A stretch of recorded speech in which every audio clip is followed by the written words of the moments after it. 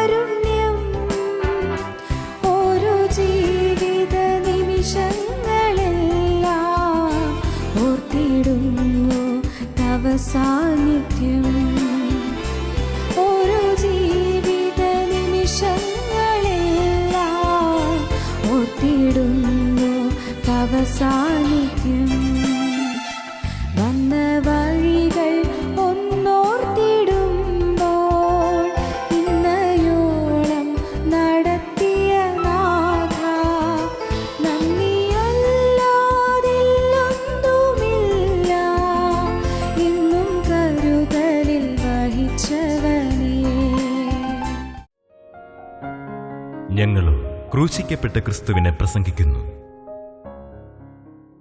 ദൈവ തിരുനാമത്തിന് മഹത്വം ഉണ്ടാകട്ടെ. യോനാ പ്രവാചകന്റെ പുസ്തകം 2-ാം അധ്യായത്തിൻ്റെ 9-ാം വാക്യം നമുക്ക് വായിക്കാം. ഞാനോ സ്തോത്രനാദത്തോടെ നിനക്ക് യാഗമർപ്പിക്കും, നേർന്നിരിക്കുന്നത് ഞാൻ കഴിക്കും. രക്ഷ യഹോവയുടെ പക്കൽ നിന്ന് വരുന്നു. യോനാ പ്രവാചകന്റെ പുസ്തകം 2-ാം അധ്യായം യോനാ പ്രവാചകൻ്റെ പ്രാർത്ഥനയാണ്. യോനാ പ്രവാചകൻ്റെ ഉള്ളു തകർന്നുള്ള നിലവിളിയാണ്. പ്രാർത്ഥിക്കുന്നത് ഒരു ദേവാലയത്തിലിരുന്നല്ല, ഒരു പ്രാർത്ഥനാമുറിയിലിരുന്നല്ല, ഒരു അനുകൂല സാഹചര്യത്തിലിരുന്നല്ല. യോനാ പ്രവാചകൻ പ്രാർത്ഥിക്കുന്നത് മത്സ്യത്തിൻ്റെ വയറ്റിൽ കിടന്നാണ്. മത്സ്യത്തിൻ്റെ വയറ്റിൽ കിടക്കുമ്പോൾ, മരണത്തെ മുഖാമുഖം കണ്ട് കിടക്കുമ്പോൾ യോനാ പ്രവാചകൻ പ്രാർത്ഥിക്കുകയാണ്. നമുക്കറിഞ്ഞുകൂടെ യോന മരിച്ചു കഴിഞ്ഞിരുന്നോ എന്ന്. മത്സ്യത്തിൻ്റെ വയറ്റിൽ ചെന്നപ്പോൾ മരിച്ചതിന് ശേഷം ഉയർത്തെഴുന്നേൽക്കുകയായിരുന്നോ എന്ന് നമുക്ക് അറിഞ്ഞുകൂടാ. കർത്താവ് യോനാ പ്രവാചകൻ്റെ അടയാളം എന്ന് തൻ്റെ ക്രൂശാരോഹണത്തെ തുടർന്നുള്ള ഉയർത്തെഴുന്നേൽപ്പിനെക്കുറിച്ച് പറയുന്നത് കൊണ്ട് കർത്താവ് ക്രൂശിക്കപ്പെട്ട് 3 നാൾ പാതാളത്തിൻ്റെ അനുഭവത്തിൽ കഴിഞ്ഞതിന് ശേഷം ഉയർത്തെഴുന്നേറ്റു എന്നതിനെ യോനാ പ്രവാചകൻ്റെ ഒരടയാളമായി കാണിക്കുന്നത് കൊണ്ട് ഒരുപക്ഷേ യോനാ പ്രവാചകൻ മരിച്ചു കഴിഞ്ഞിരുന്നോ നമുക്കറിഞ്ഞുകൂടാ. അടുത്ത കാലത്തെ ശാസ്ത്രീയമായ ചില കണ്ടുപിടുത്തങ്ങൾ ഏതാണ്ട് അതിലേക്ക് നമ്മുടെ ശ്രദ്ധയെ തിരിച്ചുവിടുന്നുണ്ട്. ഡോക്ടർ മോറിസ് റൗലിങ്സ് എന്ന് പറയുന്ന സുപ്രസിദ്ധനായ ഒരു കാർഡിയോളജിസ്റ്റ് എഴുതിയ ഒരു പുസ്തകമാണ് ബിയോണ്ട് ഡെത്ത്സ് ഡോർ എന്ന പുസ്തകം. മരണവാതിലിനപ്പുറം എന്ന് വേണമെങ്കിൽ തർജ്ജമ ചെയ്യാം. ബിയോണ്ട് ഡെത്ത്സ് ഡോർ, മരണവാതിലിൻ്റെ അപ്പുറം. മറ്റൊരു പുസ്തകമുണ്ട്, അത് ഡോക്ടർ മോഡി എഴുതിയ പുസ്തകമാണ്. DL മോഡി അല്ല, ഡോക്ടർ മോഡി എഴുതിയ പുസ്തകമാണ്. ആ പുസ്തകം ലൈഫ് ആഫ്റ്റർ ലൈഫ് എന്നതാണ്. ലൈഫ് ആഫ്റ്റർ ലൈഫ്, ജീവിതത്തിന് ശേഷമുള്ള ജീവിതം. ലൈഫ് ആഫ്റ്റർ ലൈഫ്, ഇഹലോക ജീവിതത്തിന് ശേഷമുള്ള ജീവിതം. അതിനെക്കുറിച്ചെല്ലാമുള്ള വളരെ വ്യക്തമായ ചില പഠനങ്ങളാണ് ഈ പുസ്തകങ്ങളിൽ നാം വായിക്കുന്നത്. ആ പുസ്തകങ്ങളിൽ കാണുന്ന ചില അനുഭവങ്ങളിൽ നിന്ന്, ചില അനുഭവ സാക്ഷ്യങ്ങളിൽ നിന്ന് മനസ്സിലാകുന്നത് മരണം ജീവിതത്തെ കീഴ്പ്പെടുത്തി കഴിഞ്ഞതിന് ശേഷം, മനുഷ്യൻ ക്ലിനിക്കലി ഡെഡായതിനു ശേഷം, മരിച്ചതിന് ശേഷം ഒരു ഇരുളടഞ്ഞ ഗുഹയിൽ കൂടി ആത്മാവ് കടന്നു പോകുന്നുവെന്നും ആ ഗുഹയിൽ ഇരുവശത്തും ഭീകര ശബ്ദം, ഗർജനങ്ങൾ, അട്ടഹാസങ്ങൾ, ആക്രോശങ്ങൾ, ദീനദീന രോദനങ്ങൾ എല്ലാം കേൾക്കുന്നു എന്നും, എന്നാൽ ഈ ഇരുളറയിൽ കൂടി കടന്നു പോകുന്ന, ഇരുണ്ട ഇടനാഴിയിൽ കൂടി കടന്നു പോകുന്ന ഈ ആത്മാവ് വളരെ ഭയപാരവശ്യത്തോടെ, വേവലാധിയോടെ ദൈവത്തോടെ, അയ്യോ എൻ്റെ ഭൗമിക ജീവിതകാലം നഷ്ടപ്പെടുത്തി കളഞ്ഞല്ലോ, എനിക്കൊരായുസ് കിട്ടുമോ എന്ന് പറഞ്ഞ് കരയുന്നു എന്നും, അങ്ങനെ കരയുന്നതിൻ്റെ ഫലമായി ചില ആത്മാക്കൾ ഉയർത്തെഴുന്നേറ്റ് വരുന്നു എന്നും മറ്റുമുള്ളതായ സാക്ഷ്യങ്ങൾ അത് ആ പുസ്തകങ്ങളിൽ രേഖപ്പെടുത്തിയിട്ടുണ്ട്. അതിനെക്കുറിച്ച് ഇപ്പോൾ വിശദീകരിക്കാനല്ല ഞാൻ തുടങ്ങുന്നത്. പക്ഷേ മരണത്തിന് ശേഷം നിത്യതയുടെ യാഥാർത്ഥ്യം നേരിട്ട് കാണുന്ന മനുഷ്യാത്മാവ് അഗാധമായ ദുഃഖത്തോടുകൂടെ, എൻ്റെ ദൈവമേ, എൻ്റെ ജീവിതകാലം നഷ്ടപ്പെടുത്തിയല്ലോ, ഭൂമിയിലെ ജീവിതകാലം ഞാൻ കളഞ്ഞുപോയല്ലോ, എൻ്റെ ഭൂമിയിലെ ജീവിതകാലം ഞാൻ പാപത്തിനും തിന്മയ്ക്കും വേണ്ടി ജീവിച്ച്, ദൈവബോധമില്ലാതെ ജീവിച്ച് നിത്യ അന്ധകാരത്തിലേക്ക് ഞാൻ കടന്നു വരേണ്ടി വന്നല്ലോ എന്നോർത്ത് വിലപിക്കുന്ന അനേകമനേകം ആത്മാക്കളുടെ ദീനദീന പ്രലപനങ്ങൾ ആ പുസ്തകത്തിൽ ചില ഭാഗങ്ങളിൽ രേഖപ്പെടുത്തിയിട്ടുണ്ട്. ഡോക്ടർ മോറിസ് റൗലിങ്സ് തന്നെ അദ്ദേഹത്തിൻ്റെ ക്ലിനിക്കിൽ പെട്ടെന്നുണ്ടാകുന്ന ഹൃദയാഘാതം മൂലം ഹൃദയസ്തംഭനം മൂലം, മസ്തിഷ്കാഘാതം മൂലം അങ്ങനെയെല്ലാം വന്നു ചേരുന്ന ചില മരണാസന്നരായ രോഗികൾ അവിടെ വന്നതിന് ശേഷവും ചിലപ്പോൾ അതിന് മുൻപും മരിച്ച് അദ്ദേഹത്തിൻ്റെ ക്ലിനിക്കിൽ വന്നവർക്ക് റീസസിറ്റേഷൻ കൊടുത്ത്, കൃത്രിമ ശ്വാസോച്ഛ്വാസം കൊടുത്ത് അവർക്ക് ജീവൻ ലഭിക്കുന്നുവെന്നും, ജീവൻ ലഭിച്ചു കഴിഞ്ഞപ്പോൾ ആ മരണശേഷമുണ്ടായ അനുഭവങ്ങൾ എത്ര ഭയാനകമാണ് എന്ന്, ഇരുളിൻ്റെ കരാളമായ ആക്രമണങ്ങൾ എത്ര രൂക്ഷമാണ് എന്ന് ആ ആത്മാക്കൾ ഓർമ്മയിൽ നിന്ന് പെട്ടെന്ന് ചകഞ്ഞെടുത്ത് പറഞ്ഞത് അദ്ദേഹം റെക്കോർഡ് ചെയ്ത് അദ്ദേഹം ഈ പുസ്തകത്തിൽ ചില ഭാഗങ്ങൾ രേഖപ്പെടുത്തിയിട്ടുണ്ട്. Doctor Maurice Rawlings beyond death's door എന്ന പുസ്തകത്തിൽ.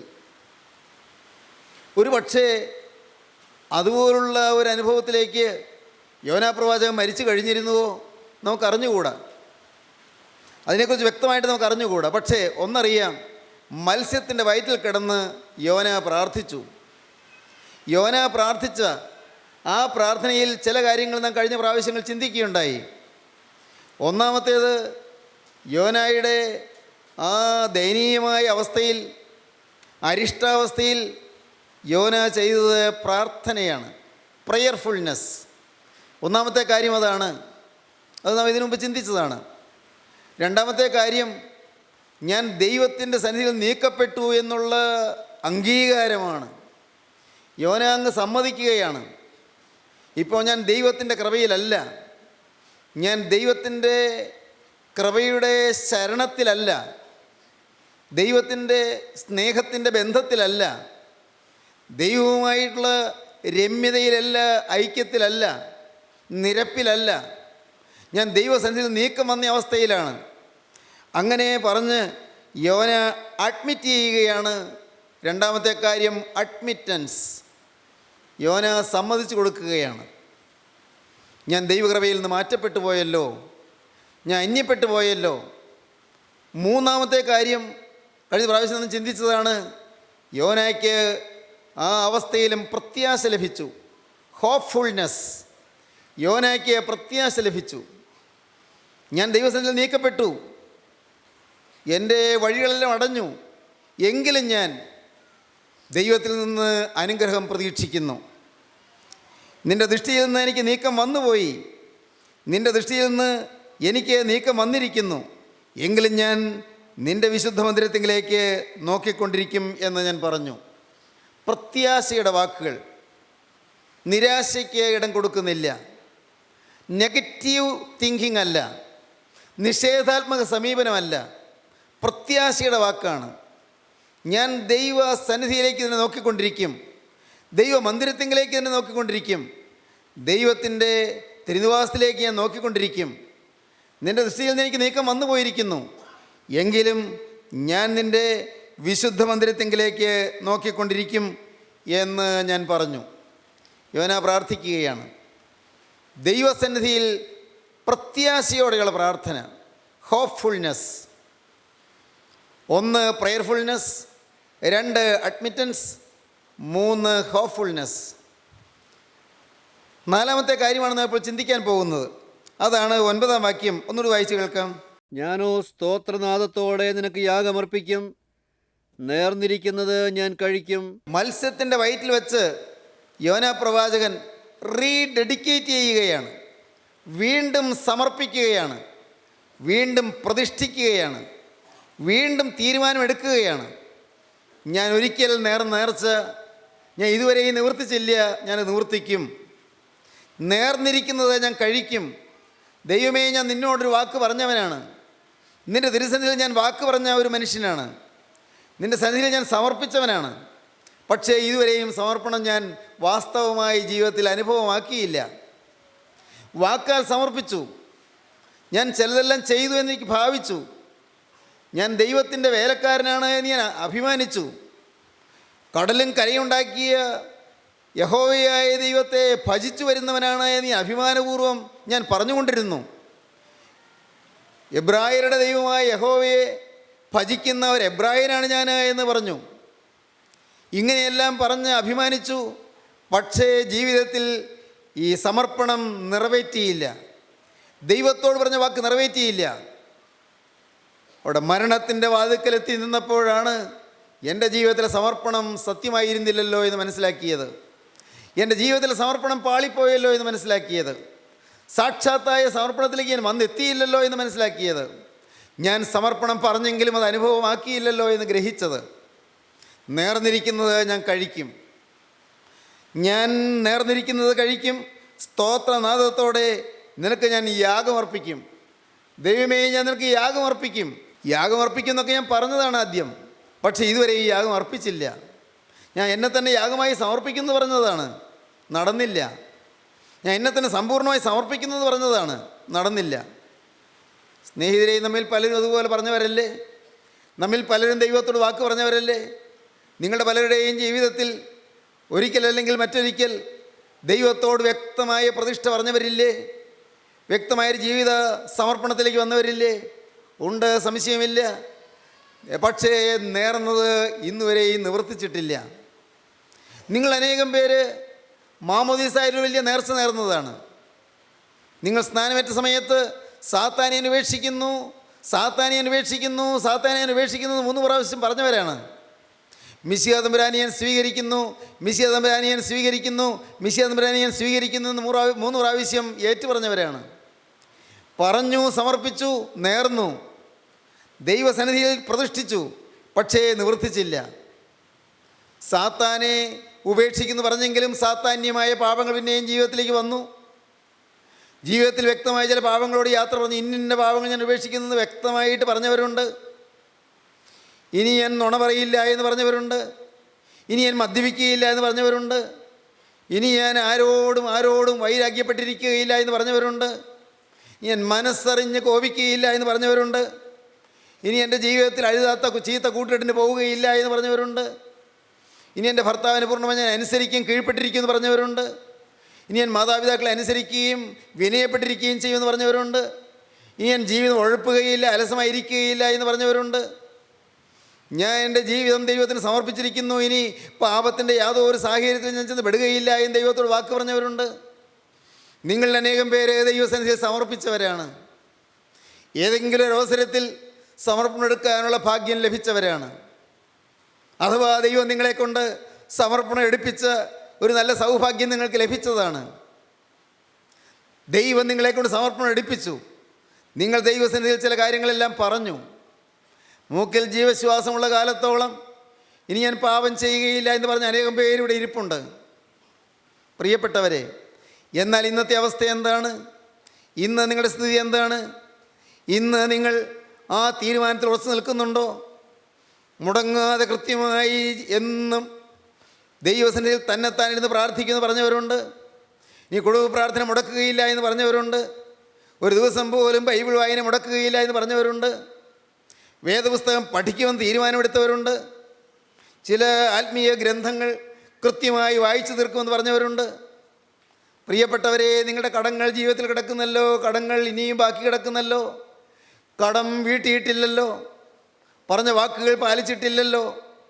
യോന പറഞ്ഞു, ദൈവമേ, ഞാൻ എൻ്റെ ജീവിതത്തിൽ തിരുസന്നിധിയിൽ വാക്ക് പറഞ്ഞവനാണ്.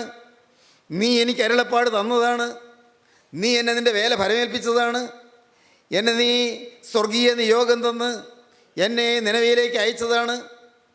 എൻ്റെ കർത്താവേ, അസീറിയൻ സാമ്രാജ്യത്തിൻ്റെ തലസ്ഥാന നഗരിയിൽ സുവിശേഷം പറയാനുള്ള മഹാഭാഗ്യം നീ എന്നെ ഫലമേൽപ്പിച്ചതാണ്.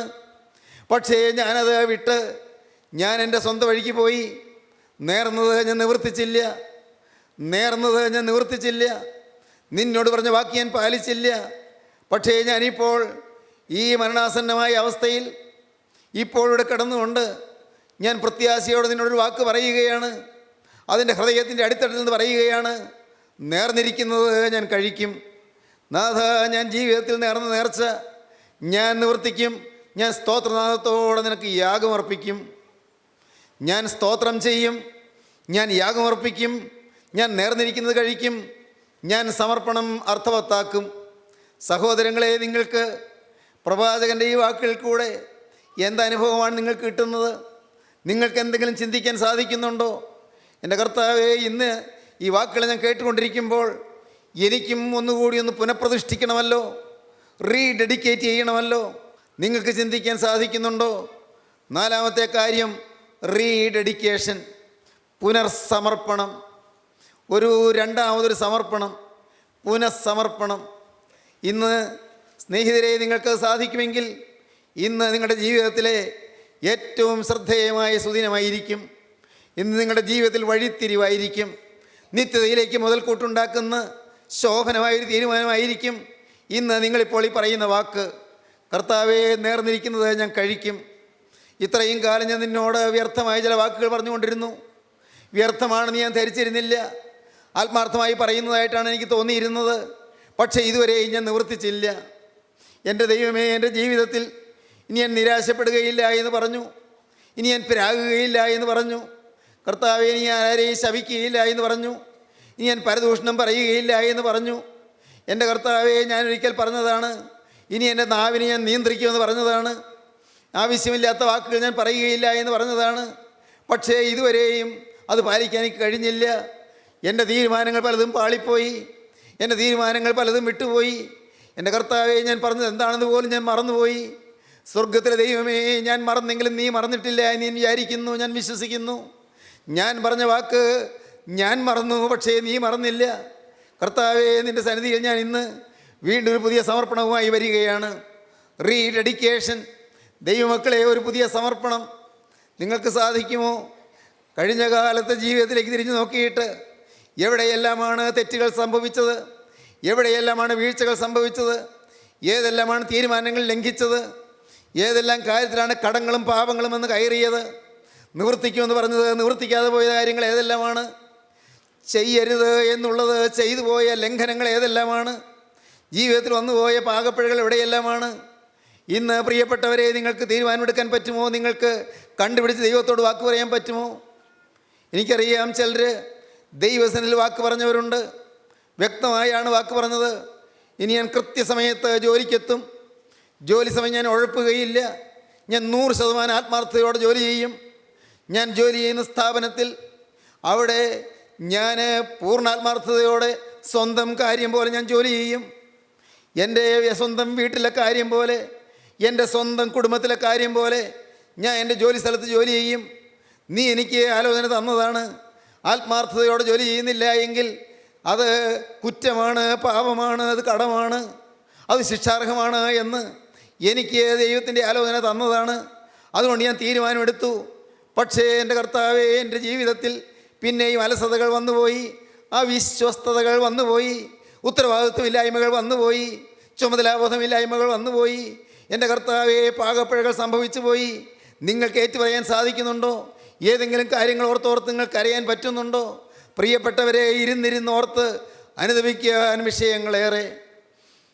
ഇവിടെ യോന പറഞ്ഞു, ഞാൻ സ്തോത്രനാദത്തോടെ യഹോവയ്ക്ക് യാഗം അർപ്പിക്കും, നേർന്നിരിക്കുന്നത് ഞാൻ കഴിക്കും. സ്നേഹിതരെ, ഇന്ന് നിങ്ങൾ ഈ വാക്കുകളെ കേൾക്കുമ്പോൾ ദയവായിട്ട് തിരിഞ്ഞ് നിങ്ങളുടെ ജീവിതത്തിലേക്ക് നോക്കിയിട്ട് ദൈവത്തോട് ഇപ്പോൾ നിങ്ങളുടെ ഹൃദയത്തിൻ്റെ ആഴത്തിൽ നിന്ന് ഒരു പുതിയ സമർപ്പണം പറയൂ. റീഡെഡിക്കേറ്റ് ചെയ്യൂ. ഒന്നുകൂടി നിങ്ങൾ ഡെഡിക്കേറ്റ് ചെയ്യൂ. ഒന്നുകൂടി നിങ്ങൾ സമർപ്പിക്കൂ. കർത്താവേ, ഇത്രയും കാലം ഞാൻ പറഞ്ഞ വാക്കുകൾ ഞാൻ പാലിച്ചില്ല.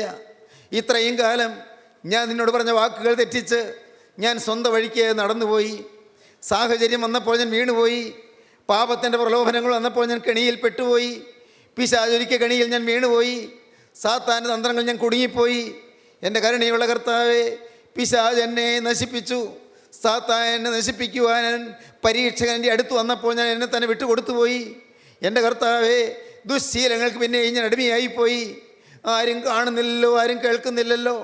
നാട്ടുകാരും അറിയുന്നില്ല, കൂട്ടായ്മക്കാരെ അറിയുന്നില്ല, സ്വന്തക്കാരെ അറിയുന്നില്ല, വീട്ടുകാരെ അറിയുന്നില്ല. എൻ്റെ കർത്താവേ, ഞാൻ അങ്ങനെയെല്ലാം ചിന്തിച്ചു പോയി. സ്വർഗത്തിലെ ദൈവം അറിയുന്നു എന്ന് ഞാൻ അറിഞ്ഞില്ല. അതെനിക്കറിയാമെങ്കിൽ പോലും ഞാനത് ഗൗനിച്ചില്ല. തക്ക സമയത്ത് പ്രലോഭനം വന്നപ്പോൾ, പരീക്ഷ വന്നപ്പോൾ ഞാൻ വീണുപോയി. കർത്താവേ, നീ എന്നോടൊരു പ്രാവശ്യം കൂടി ക്ഷമിക്കണമേ. ഒരു പ്രാവശ്യം കൂടി നീ എനിക്ക് ക്ഷമിച്ചു തരണമേ. സ്നേഹിതരെ, നിങ്ങൾക്ക് പ്രാർത്ഥിക്കാൻ തോന്നുന്നുണ്ടോ?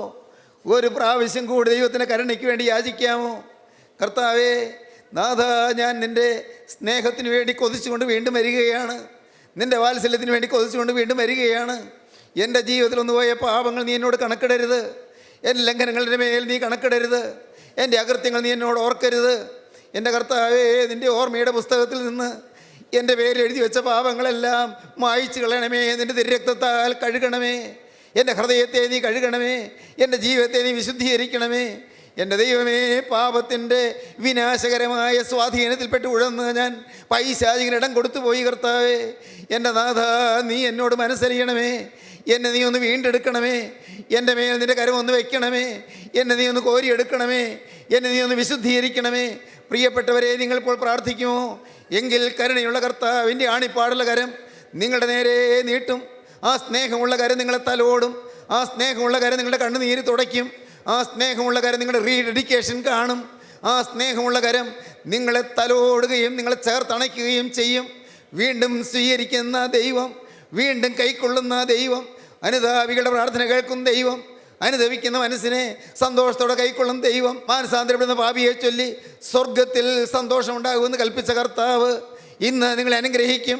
മാനസാന്തരപ്പെടുന്ന ഒരു പാപിയെ ചൊല്ലി സ്വർഗത്തിൽ ദൈവദൂതന്മാരുടെ മധ്യേ സന്തോഷം ഉണ്ടാകുമെന്ന് കൽപ്പിച്ച് നമ്മുടെ വാഴ്ത്തപ്പെട്ട കർത്താവ് ഇന്ന് സ്വർഗം സന്തോഷിക്കുന്ന അത്ഭുത ദൃശ്യങ്ങൾ നിങ്ങൾക്ക് അനുഭവമാക്കി തരും. സ്നേഹിതരെ, ഈ മഹാഭാഗ്യത്തിലേക്ക് നിങ്ങൾക്ക് വരാൻ താല്പര്യമുണ്ടോ? യേശു ഇതാ നിങ്ങളുടെ അരികത്ത് വന്ന് വിളിക്കുന്നു. യേശു നിങ്ങളുടെ നേരെ ഇതിൻ്റെ കരം നീട്ടുന്നു. ആണിപ്പാടുള്ള കരം നീട്ടിയിരിക്കുകയാണ്. മകനെ, നിനക്ക് വേണ്ടി ആ ആണിയടിച്ച് തകർന്നതായ എൻ്റെ കരം നീ കാണുമോ? ഈ കരത്തിലെ രക്തം നീ കാണുമോ? നിനക്ക് വേണ്ടിയാണ് കുറ്റമില്ലാത്ത രക്തം ചിന്തിയത്. മോളെ, നിനക്ക് വേണ്ടിയാണ് കുറ്റമില്ലാത്ത രക്തം ഞാൻ ചിന്തിയത്. ഈ രക്തം നിൻ്റെ പാപം പരിഹരിക്കാൻ വേണ്ടിയാണ്. മോനെ, നിൻ്റെ പാപം പരിഹരിക്കാനാണ് ഈ രക്തം ചിന്തിയത്. നീ എന്നെ ഒന്ന് വിശ്വസിക്കുമോ?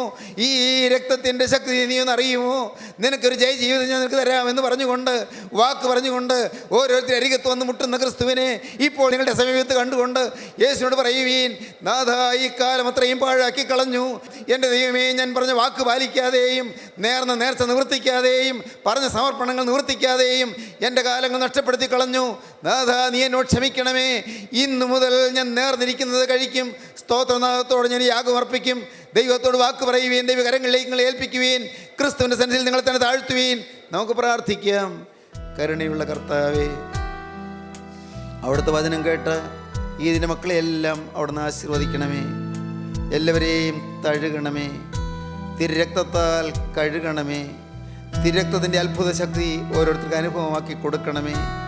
എൻ്റെ കർത്താവേ, അവിടുത്തെ ആണിപ്പാടുള്ള കരം ശിരസിൽ വയ്ക്കുമ്പോൾ ലഭിക്കുന്ന സൗഭാഗ്യങ്ങൾ അനുഭവിക്കാൻ ഈ ഇതിൻ്റെ മക്കൾക്കെല്ലാം കൃപ നൽകണമേ കർത്താവേ. രോഗസൗഖ്യം നൽകണമേ കർത്താവേ. ബന്ധനങ്ങൾ അഴിക്കണമേ കർത്താവേ. ബാധകൾ നീക്കണമേ കർത്താവേ. പൈശാചിക ബന്ധനങ്ങൾ അഴിച്ചു മാറ്റണമേ കർത്താവേ. ചങ്ങലക്കെട്ടുകൾ പൊട്ടിക്കണമേ കർത്താവേ. നിൻ്റെ മക്കളെ അനുഗ്രഹിക്കണമേ. കുടുംബങ്ങളിലേക്ക് സമാധാനം കടന്നു വരണമേ കർത്താവേ. അലോഹ്യപ്പെട്ടിരിക്കുന്ന കുടുംബങ്ങളിൽ, ദൈവമേ, അസ്വരസപ്പെട്ടിരിക്കുന്ന കുടുംബങ്ങളിൽ, പിണങ്ങിയിരിക്കുന്ന കുടുംബങ്ങളിൽ ഇണക്കവും ശാന്തിയും സമാധാനവും വസിക്കണമേ കർത്താവേ. എല്ലാവരെയും വാഴ്ത്തണമേ. എല്ലാവരെയും അനുഗ്രഹിക്കണമേ. അവിടുത്തെ രണ്ടാമത്തെ വരവിന് വേണ്ടി ഞങ്ങൾ എല്ലാവരെയും ഒരുക്കണമേ. യേശുനാഥൻ്റെ അൻപുള്ള നാമത്തിൽ തന്നെ. ആമീൻ.